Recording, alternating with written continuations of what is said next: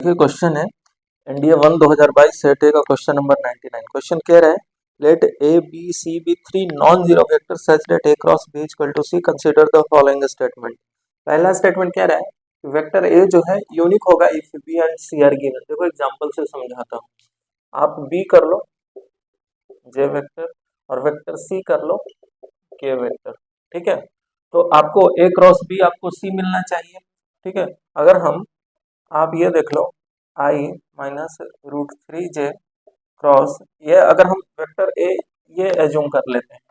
ठीक है, vector A ये एज्यूम कर लेते हैं। देखो आई क्रॉस जे करोगे, जे कंपोनेंट जीरो दे देगा, आई क्रॉस जे के आ जाएगा। ठीक, अगर हम यही वेक्टर को अगर ये भी एज्यूम कर लो, ये रूट थ्री क्या कोई भी रख लो, फाइव जे कर लो।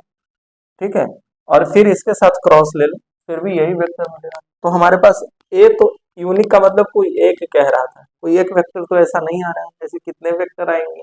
ठीक है, तो इस कदर इसे सॉल्व करना था। तो ये स्टेटमेंट आपका क्या है, गलत है, फर्स्ट स्टेटमेंट है। ठीक है, फर्स्ट स्टेटमेंट आपका गलत है। अब देखते हैं सेकंड स्टेटमेंट। सेकंड स्टेटमेंट आपका कहता है कि जब आपका ए और बी गिवन हो तो क्या आपके पास सी यूनिक होगा।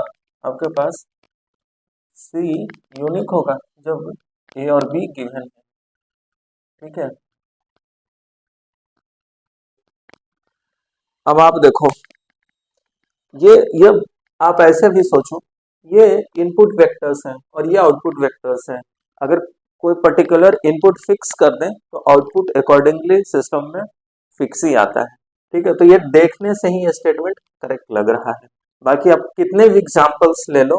ठीक है, जैसे अगर हम अभी जो वेक्टर्स लिए थे ये ले लो।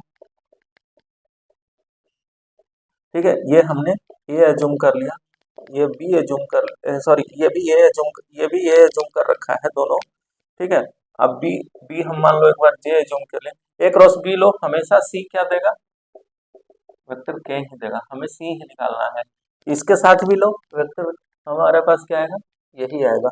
तो ये हमें स्टेटमेंट सही है, लेकिन स्टेटमेंट नंबर 1 गलत है। ठीक।